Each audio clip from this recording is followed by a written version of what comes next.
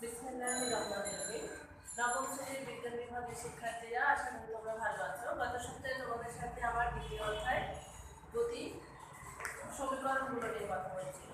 আমরা গতির তিনটা সমীকরণ পেয়েছিলাম: v equal to u plus at, h equal to ut plus half at square, v square সমান t square plus 2s। মনে আছে কিনা দেখো। আজকে আমরা এই সূত্রগুলো ইউজ করব, তবে একটু ভিন্ন ক্ষেত্রে।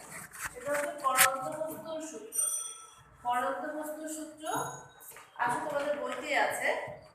সমতরণ ত্বরণের হার যদি সবসময় একই থাকে, বেগ বৃদ্ধির হার যদি একই থাকে, সেটা হলো সমতরণ।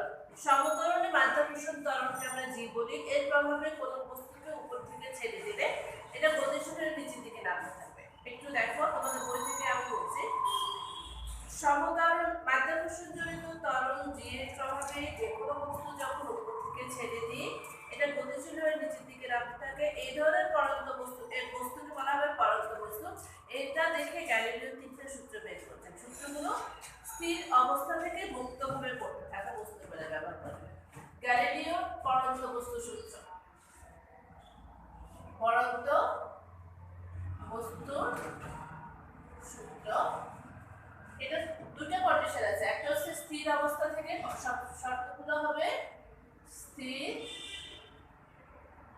অবস্থা থেকে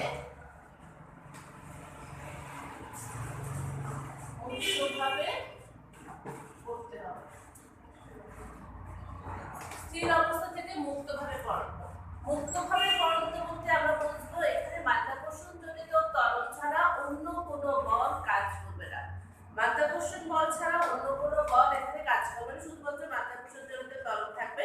তার মানে স্থির অবস্থা থেকে মুক্তভাবে পড়ন্ত বস্তুর ক্ষেত্রে এই পড়ন্ত বস্তুর সূত্রগুলো, পড়ন্ত বস্তুর ক্ষেত্রে এই পড়ন্ত বস্তুর সূত্রগুলো দিতে হবে। তার মানে দেখো, স্থির অবস্থা থেকে একটা কন্ডিশন, আরেকটা হলো মুক্তভাবে পড়ন্ত বস্তুর ক্ষেত্রে। প্রথম সূত্র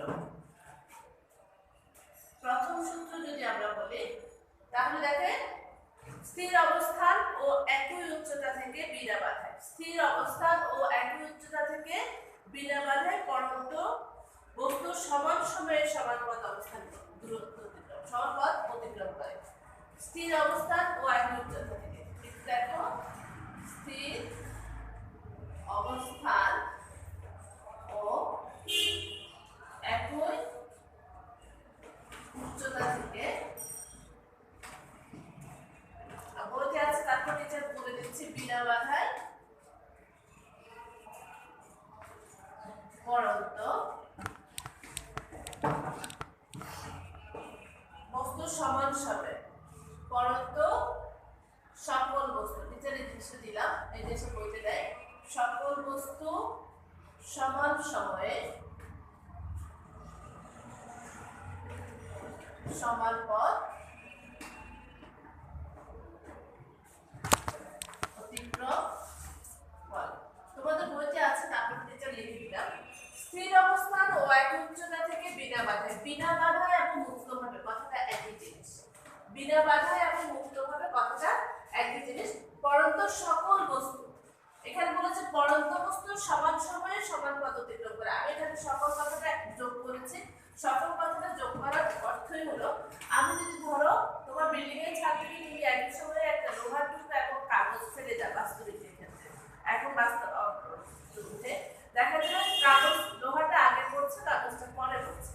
কারণ এখানে এই যে বিনা বাধা, এখানে বাতাসের বাধা, ঘর্ষণ এবং অন্যান্য বাধার কারণে লোহাটা আগে পড়ছে, কাগজটা পরে পড়ছে। কিন্তু আমরা যদি স্থির অবস্থান থেকে বিনা বাধায়, অর্থাৎ শুধুমাত্র পৃথিবীর মাধ্যাকর্ষণ জনিত ত্বরণ ছাড়া কোনো বল কাজ না করে, তাহলে লোহা এবং কাগজ দুটোকে আমরা একই সময়ে পড়তে দেখব। এটাই হলো গ্যালিলিও পরন্ত বস্তুর প্রথম সূত্র। তাহলে এখানে পরন্ত সকল বস্তু যদি কথাটা বলে থাকি, তাহলে আমরা যাকে ফেলবো সব একই সময়ে একই পথ অতিক্রম করবে। দ্বিতীয় সূত্র হচ্ছে স্থির অবস্থান থেকে বিনা বাধায়, ওই একই মুক্তভাবে এবং বিনা বাধায় কথাটা কিন্তু একই। মুক্তভাবে এবং বিনা বাধায় কথাটা একই। স্থির অবস্থান থেকে স্থির অবস্থান থেকে বিনা বাধায় অবস্থান থেকে বিনা বাধায় পড়ন্ত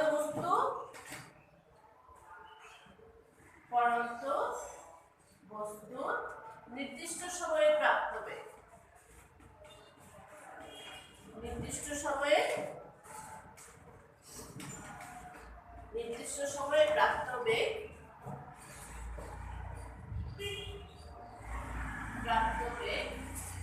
ওই সময়ের সমানুপাতিক। তাহলে দেখো স্থির অবস্থান থেকে বিনা বাধায়, এটা আমার কন্ডিশনটা ছিল পড়ন্ত বস্তুর নির্দিষ্ট সময়ে প্রাপ্ত বেগ সময়ের সমানুপাতিক।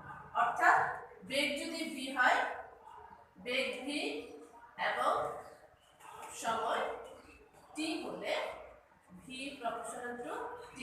অর্থাৎ সময় যত বাড়বে বেগের পরিমাণ ততই বাড়তে থাকবে, সময় যত বাড়বে বেগের পরিমাণ ততই বাড়তে থাকবে। নির্দিষ্ট সময়ে প্রাপ্ত বেগ সময়ের সমানুপাতিক। এবার আসুন তৃতীয় সূত্র।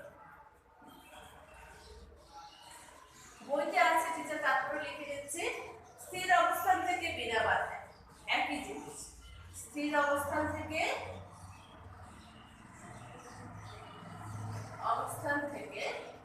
বিনা বাধায় পড়ন্ত বস্তু নির্দিষ্ট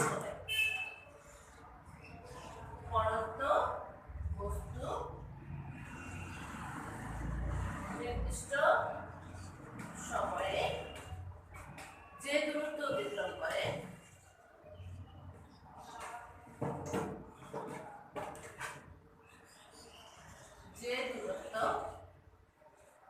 অতিক্রম করে তা ওই সময়ে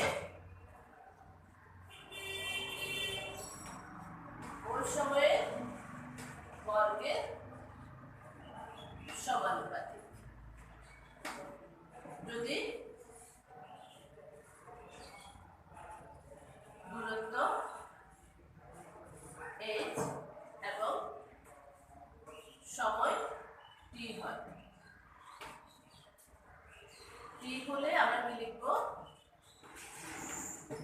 h proportional to t square. দেখো প্রথম সূত্র ছিল স্থির অবস্থান ও একই উচ্চতা থেকে বিনা বাধায় পরন্ত সকল বস্তু সমান সময়ে সমান পথ অতিক্রম করে। দ্বিতীয় সূত্র স্থির অবস্থান থেকে বিনা বাধায় পরন্ত বস্তু নির্দিষ্ট সময়ে প্রাপ্ত বেগ ওই সময়ের সমানুপাতিক। বেগ v এবং সময় t হলে v প্রপোর্শনাল টু t। আর তৃতীয় সূত্র স্থির অবস্থান থেকে বিনা বাধায় পরন্ত বস্তু নির্দিষ্ট সময়ে যে দূরত্ব অতিক্রম করে তা ওই সময়ের বর্গের সমানুপাতিক। যদি দূরত্ব h এবং সময় t হয় তাহলে h proportional to t square. এই গেল আমার পড়ন্ত বস্তু সূত্র। উপর থেকে কোন বস্তু ছেড়ে দিলাম, ছেড়ে বিনা বাধায় পড়তে থাকলো, সেটাই হলো পড়ন্ত বস্তু সূত্র। এই পড়ন্ত বস্তু সূত্রগুলোর ক্ষেত্রে আমরা কোন সমীকরণগুলো ইউজ করব? একটু আগে টিচার তিনটা সমীকরণ লিখছিলাম, গতির সমীকরণ। তাহলে পড়ন্ত বস্তুর ক্ষেত্রে আমরা একটু তুলনা করে কোন সমীকরণগুলো দিয়ে আমরা সমাধান করব। এক্ষেত্রে গতির সমীকরণগুলো হবে প্লাস 80 s সমান ut plus half 80 square v square সমান u স্কয়ার প্লাস 2s। তাহলে পড়ন্ত বস্তুর ক্ষেত্রে আবার সূত্রগুলো হবে v equal to u plus gt। এই এর জায়গায় হবে মাধ্যাকর্ষণজনিত ত্বরণ, s এর জায়গায় হবে h equal to ut plus half gt square, v square সমান u স্কয়ার সমান u স্কয়ার প্লাস 2gh। এখন দেখো গতির এই সমীকরণগুলো আমরা পেয়েছিলাম যখন ত্বরণ বলি। ত্বরণ মানে ঋণাত্মক ত্বরণ, যে ধনাত্মক ত্বরণ আর ঋণাত্মক ত্বরণ মানে বন্ধন। ঋণাত্মক ত্বরণ বলতে আমরা বন্ধনকে বলেছিলাম। আর এখানে পড়ন্ত বস্তুর ক্ষেত্রে v equal to u plus gt, h সমান ut plus half gt square, v square সমান u স্কয়ার প্লাস 2gh। এটা যদি হয় তাহলে পড়ন্ত বস্তু উপর থেকে কোনো একটা বস্তু ছেড়ে দেওয়াকে আমি বললাম পড়ন্ত বস্তু। তাহলে এখানে আরেকটা হচ্ছে নিক্ষিপ্ত বস্তু। নিক্ষিপ্ত বস্তু কাকে বলে? ধরো ছোটবেলায় আমরা এখনো কোনো একটা পাথরকে যখন উপরের দিকে ছুড়ে দিই, এটা হলো নিক্ষিপ্ত বস্তু। মাধ্যাকর্ষণজনিত ত্বরণের বিপরীত দিকে কাজ করে।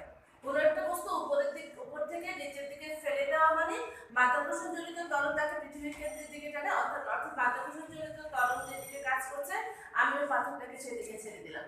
কিন্তু আমি যখন একটা পাথরকে উপরের দিকে ছুড়ে দিলাম তখন সেটা হলো মাধ্যাকর্ষণজনিত ত্বরণ কাজ করছে নিচের দিকে, আমি ছেড়ে দিলাম উপরের দিকে, তখন সেই বস্তুটা হয়ে যায় নিক্ষিপ্ত বস্তু। তখন সেটা হয়ে যায় নিক্ষিপ্ত বস্তু। নিক্ষিপ্ত বস্তুর ক্ষেত্রে যেমন আমরা বন্ধনের ক্ষেত্রে বলেছিলাম v সমান u মাইনাস at, s সমান ut minus half at square, v square সমান u স্কয়ার মাইনাস 2s।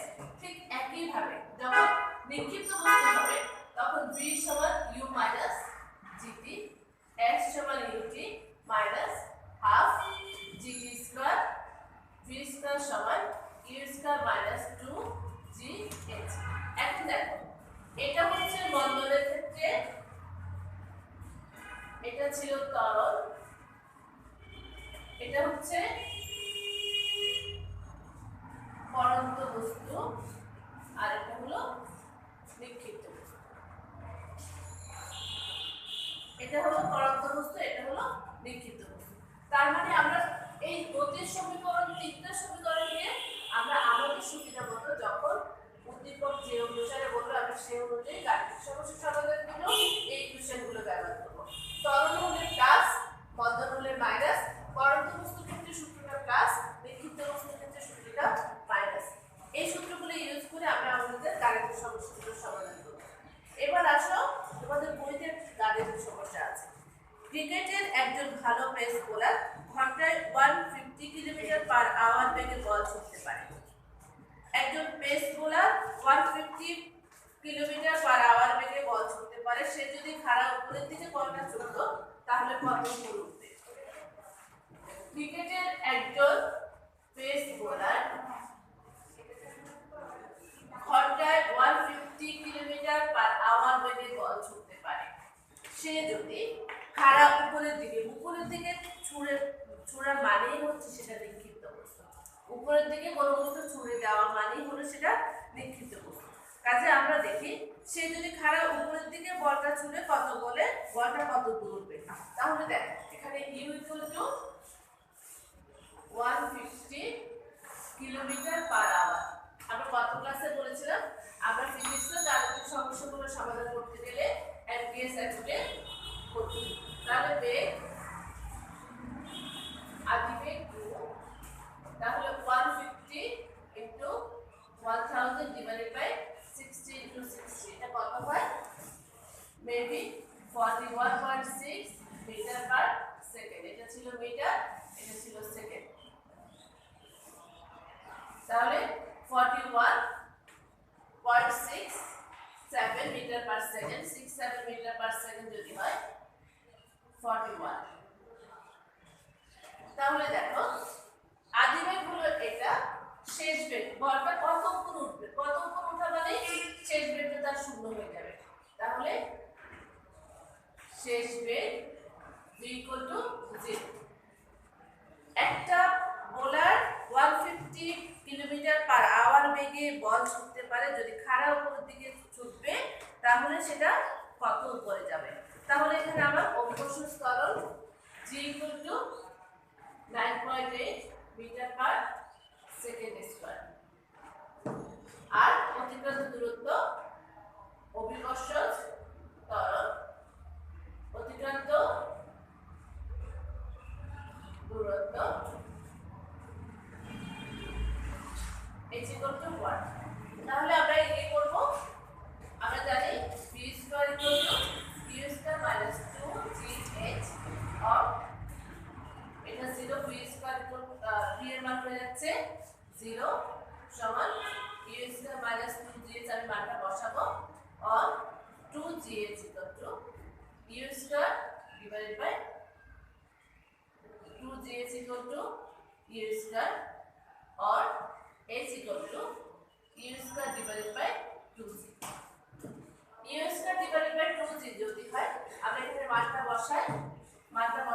পাচ্ছি और h इक्वल टू u মান হচ্ছে 41.67 হোল স্কয়ার 2 ইনটু 9.8 তাহলে কত পেয়েছে 88.59 সুতরাং h ইকুয়াল টু 88.59 মিটার। তারপরে এত উপরে গিয়ে বলটা আবার নিচের দিকে নামতে থাকবে। v এর মান যখন 0 হয়ে যাবে তখন সেটা উপরের দিকে এতটুকু যাওয়ার পরে আবার নিচের দিকে নেমে আসবে। এবার আসো, এটা তো আমরা পরন্ত বস্তু নিক্ষিপ্ত বস্তু বললাম। একটা প্রশ্ন আছে, প্রশ্নটা একটু মনোযোগ দিয়ে দেখো। আমার বই 49 পেজ, তোমাদের বইতে কত কি পড়তে পারছে না। পৃথিবীকে ঘিরে মহাকাশযান যখন ঘুরতে থাকে তখন তাদের দ্রুতি অনেক বেশি, 10 কিলোমিটার পার সেকেন্ড, অর্থাৎ প্রতি সেকেন্ডে 10 কিলোমিটার। এরকম গতিতে যদি আকাশের দিকে একটা কামানের গোলা ছুড়ে দেওয়া হয় তাহলে সেটি কত দূর উঠবে?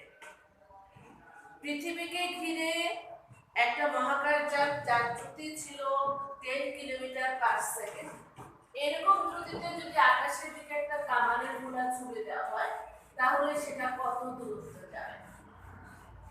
এখন আসো আমরা গাণিতিকভাবে ক্যালকুলেশন করতে পারবো, সেই ক্যালকুলেশনটা করি।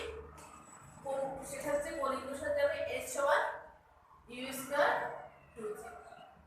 u মান হলো 10 কিলোমিটার, u ছিল 10 কিলোমিটার পার সেকেন্ড, অর্থাৎ 10 into 1000 metre per second u এর মান। এটা যদি হয় তাহলে দেখো একের সাথে চারটা শূন্য, 1 2 3 4, u স্কয়ার ইনটু 2g 9.8। তাহলে আমরা এখানে ক্যালকুলেশন করে পেয়েছি 5102। তাহলে h পেয়েছি 5102 মিটার। যদি h এর মান 5102 কিলোমিটার হয়, এত কিলোমিটার 102 আর 3টা শূন্য, এত মিটার ছিল 5102 কিলোমিটার। এখানে মিটার দেওয়া হয়েছে, তাহলে 5102 কিলোমিটার হয়। আমরা ক্যালকুলেট করে এটুকু পাই। যদি ক্যালকুলেট করে এভাবে পাই কিন্তু উত্তরটা যদি সঠিক হয় তারপরেও কিন্তু আমরা এই সঠিক উত্তরটাকে নিতে পারছি না। কারণ হলো ভূপৃষ্ঠের কাছাকাছি আমরা জি এর মান ধরেছি 9.8, যত উপরের দিকে যাওয়া যাবে জি এর মান ততই কমতে থাকবে। কিন্তু আমরা এখানে কামানের গোলা বলেছি, কামানের গোলা আমরা যদি এই 10 কিলোমিটার পার আওয়ার বেগে ছুটতে যাই তাহলে এটা কিছুক্ষণ ছোড়ার সাথে সাথে বাতাসের ঘর্ষণ এবং অন্যান্য কারণে সাথে সাথে গোলাটা নড়ে যাবে এবং তাপ সিস্টেমে সেই চাপে এটা জ্বলে বসে যাবে। অর্থাৎ আমরা ক্যালকুলেট করে 5102 কিলোমিটার পাচ্ছি, কিন্তু বাস্তব ক্ষেত্রে আমরা এত 10 কিলোমিটার পার সেকেন্ডে 10 কিলোমিটার গতিতে কোনো কামানের গোলাতে যদি ছুটতে যায় সেটা বাতাসের ঘর্ষণের সাথে যে তাপ সৃষ্টি হবে সেই তাপে সেটা জ্বলে পড়ে সৃষ্টি হবে, এত দূরত্ব যাবে না। তার মানে আমরা ক্যালকুলেটে এই দূরত্বটা পাচ্ছি, তার অভিকর্ষ স্তরটা আমরা 9.8 ধরেছি।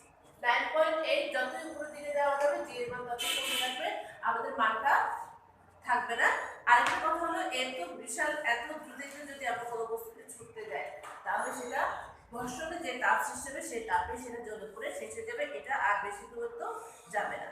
তার মানে দেখো পরন্ত বস্তু হলো কোনো বস্তুকে উপর থেকে ছেড়ে দিলে যখন নিচের দিকে পড়তে থাকে অভিকর্ষ স্তরণে, আর নিক্ষিপ্ত বস্তু হলো অভিকর্ষ স্তরণের বিপক্ষে কোনো একটা বস্তু যখন আমরা উপরের দিকে ছুটে দিই সেটা হলো নিক্ষিপ্ত বস্তু। আজকে টিচার গ্রাফ পেপার তোমাদের সকলের আইডিয়া আছে, বইতে পড়েছ। আজকে ফিজিক্সে একটু গ্রাফ পেপারটা লাগে, গ্রাফ দেখানো একটু মনোযোগ দাও। আমরা গ্রাফটা কিভাবে করি, গ্রাফের প্রকৃতি কিভাবে ব্যাখ্যা করি সেই জিনিসটা করি। দূরত্ব সময় লেখা,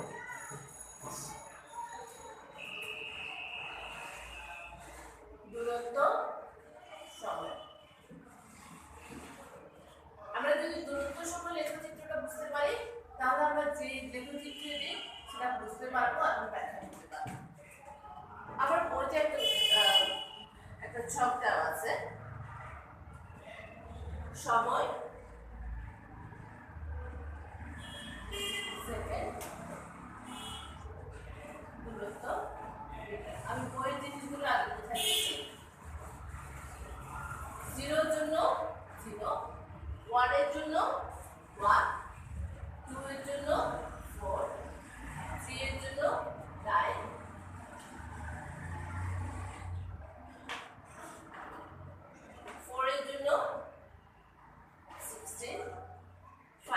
জন্য 25। আমি প্রথম সংখ্যা নিলাম, দ্বিতীয় সংখ্যা ধরি নাই। তাহলে দূরত্ব সময় লেখচিত্র। আমি একটা গ্রাফ পেপার সবাই দেখেছি, একটা এক্স অক্ষ, এটা হলো y অক্ষ। এক্স অক্ষের সময় t, এটা হলো y অক্ষের দূরত্ব মিটার। x এবং y এর মূল বিন্দুতে 0। তাহলে দেখো আমরা 0 সেকেন্ডে বের হলো 0। আমরা গ্রাফ পেপারে 1 2 3 করে করে নিব প্রতি। এটা হলো 1 সেকেন্ড, এটা হলো 2, এটা হলো 3, এটা 4, এটা 5, এটা 6। আমি ফ্রি হ্যান্ড আঁকার চেষ্টা করতেছি। এটা 5 এ ধরবো,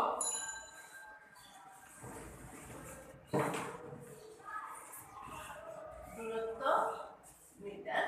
এটা 5, এটা 10, 15, 20, 25, 30। আমি ফ্রি হ্যান্ড আঁকার চেষ্টা করতেছি, যেহেতু আমার কাছে একটা গ্রাফ নাই। তোমরা গ্রাফ নিয়ে প্র্যাকটিসটা করো। 0 এর জন্য 0, তার মানে আমার গ্রাফটা শুরু হবে 1 এর জন্য 1।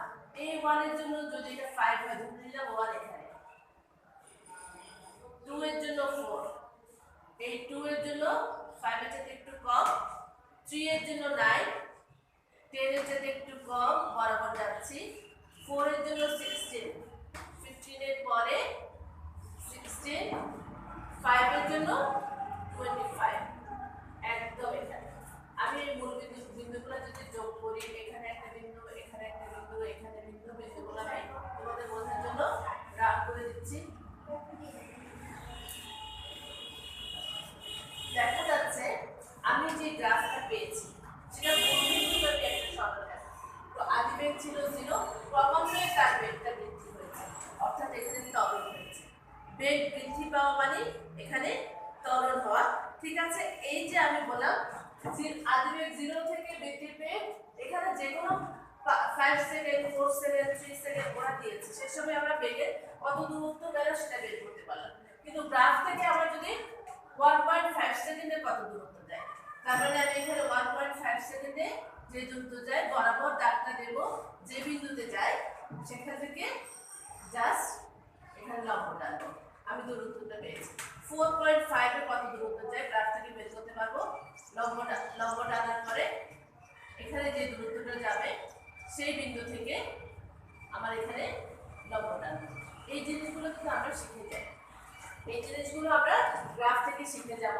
তাহলে আমরা গ্রাফ দূরত্ব সময় লেখচিত্র থেকে আমরা গ্রাফের যে কোনো অবস্থানে যে কোনো সময়ে কত দূরত্ব অতিক্রম করেছে সেটা বের করতে পারবো। তার মানে আমরা এই গ্রাফটা শিখবো। এরপর তোমাদের বইতে দেওয়া আছে সময়, বেগ, সময়, ত্বরণ, লেখচিত্র। এগুলো তোমরা নিজেরা প্র্যাকটিস করবে। শুধুমাত্র গ্রাফ কিরকম গত ক্লাসে টিচার একটু করে বলেছিলাম, গত ক্লাসের আগের ক্লাসে। আজকে দূরত্ব সময় লেখচিত্র থেকে গ্রাফটা কিভাবে করবে সেটা টিচার দেখাবো। আমাদের বইতে আছে, আমাদের বেশি কিছু দেখতে হবে না। এরপরে আসো, আমি অধ্যায়টা আজকে শেষ করব। এরপরে আমাদের বেশি কিছু লাগবে না, এগুলো হচ্ছে আমাদের প্র্যাকটিক্যালি জিনিস। আমরা শুধুমাত্র সৃজনশীল প্রশ্ন যেগুলো আছে, দুটো সৃজনশীল প্রশ্ন আছে। টিচার 1 নম্বর সৃজনশীলটা একটু করাই দেব, 2 নম্বরটা তোমরা নিজেরা প্র্যাকটিস করবে। রাজীবরা সপরিবারে সিলেটে জাফলং বেড়াতে যাওয়ার জন্য একটি মাইক্রোবাসে রওনা হলো। সে যাত্রা শুরু থেকে সিলেট যাওয়া পর্যন্ত প্রতি 5 মিনিট পর 5 মিনিট পর গাড়ির স্পিডোমিটার থেকে বেগের মান তথা দ্রুতি লিখে দিল। 5 মিনিট পর বেগের মান তথা স্পিডোমিটার থেকে দ্রুতি লিখে দিল। প্রতি ঘন্টায় 18 কিলোমিটার, 36, 54, 54, 54। তার মানে 5 মিনিট পর কত পেয়েছে? প্রথম 5 মিনিটে পেয়েছে, 5 মিনিটে পেয়েছে, 5 মিনিটে পেয়েছে 0 তে আদি বেগ 0। 5 মিনিটে পেয়েছে কত? 18 কিলোমিটার পার আওয়ার। পরবর্তী 5 মিনিটে 36, পরবর্তী 5 মিনিটে পেয়েছে 36 এর পরে 54, পরবর্তী 5 মিনিটে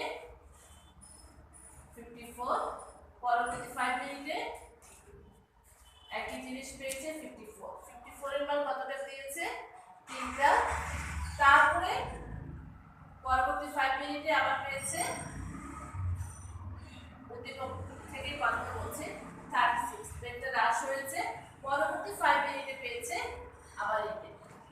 তারপরে দেখো প্রতি 5 মিনিট পর পর, প্রথমে শুরুতে 0, আগে যখন স্টার্ট করেনি তখন তার বেগটা 0। এটা কিন্তু সবসময় মাথায় রাখবে। স্থির অবস্থা বা কোনো একটা গাড়ি যখন চলতে শুরু করে তখন তার আগে বেগটা 0। তার মানে দেখো প্রতি 5 মিনিট পর পর বেগ পেয়েছে 18, 36, 54, 54, 54, 36, 18 কিলোমিটার, সবগুলো কিলোমিটার পার আওয়ার যদি হয়। তাহলে আমি প্রথম প্রশ্ন দিয়েছে, আমি গ এবং হয় বলবো। প্রথম 5 মিনিটে গাড়ির অতিক্রান্ত দূরত্ব নির্ণয় করো। প্রথম 5 মিনিটে গাড়ির অতিক্রান্ত দূরত্ব নির্ণয় করো।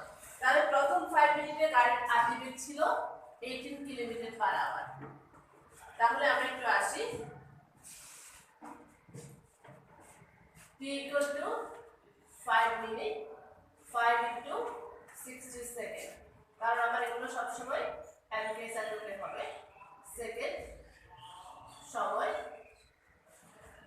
বেগ v সমান 18 kilometre per hour, 18 × 1000, 16 × 16 metre per second. যদি হয় এটা কাটাকাটি দিলে কত আসে আমি একটু দেখি।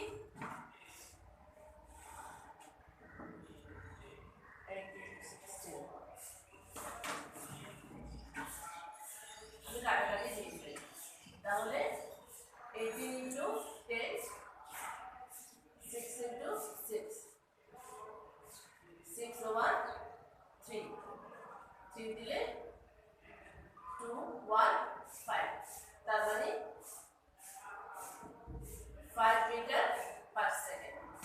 তাহলে বেগ v পেলাম 5 মিটার পার সেকেন্ড, সময় 5 মিনিট পরে 300 সেকেন্ড। তাহলে দূরত্ব s সমান ut প্লাস হাফ এর স্কয়ার, আমরা এখানে ত্বরণ করতে হতে পারে, আমরা আরো সংক্ষেপে করতে পারি u plus v by 2 whole t। তাহলে u মান 0, একটা মান হচ্ছে 5, তাহলে 2 × 300, তার মানে কত হয়? 5/2 × 300, তাহলে এটা কাটাকাটি দিলে 5 × 150 সমান 750। তার মানে দূরত্ব s সমান পেয়েছি এত মিটার। আমরা এখানে একটা দিতেও পারি, পরও দিতে পারি। সুতরাং s সমান 750 মিটার। তারপরে আমরা দূরত্ব পেয়েছি 750। উপরে এখানে যদি দেখতে সমস্যা হয় আমি একটু আবার লিখি পরের লাইনগুলো। কাটাকাটি দিলে 5 × 150 সমান 750। সুতরাং s সমান 750 মিটার। তারপরে দূরত্বটা পেয়েছি। 5 মিনিটে গাড়ির অতিক্রান্ত দূরত্ব কত? পরের প্রশ্নে দিয়েছে সংগৃহীত উপাত্ত দিয়ে বেগ সময় লেখচিত্র অঙ্কন করো। একটু আগে টিচার দূরত্ব সময় লেখচিত্র বলেছে, আর এখন বলেছে বেগ সময় লেখচিত্র। বেগটা দেওয়া আছে, বেগ সময় লেখচিত্র। আমি দেখো বেগ সময় লেখচিত্র, x অক্ষে সময়, y অক্ষে বেগ, কিলোমিটার পার আওয়ার, সময় t মিনিট যা আছে। এখানে ছিল প্রথম 0, তারপরে 5 মিনিট, 10 মিনিট, 15, 20, 25, 30, 35। আমার কাছে গ্রাফ নেই, আমি ফ্রি হ্যান্ড আঁকার চেষ্টা করতেছি। তারপরে এখানে হলো 18 থেকে শুরু হলো, আমরা 10,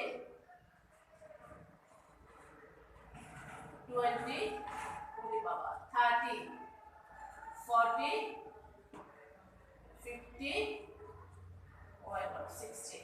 আচ্ছা আসুন যদি আসি, আবার প্রথম 0 এর জন্য 0, 5 মিনিট হলো 18 কিলোমিটার ধরে নিলাম এটা এখানে।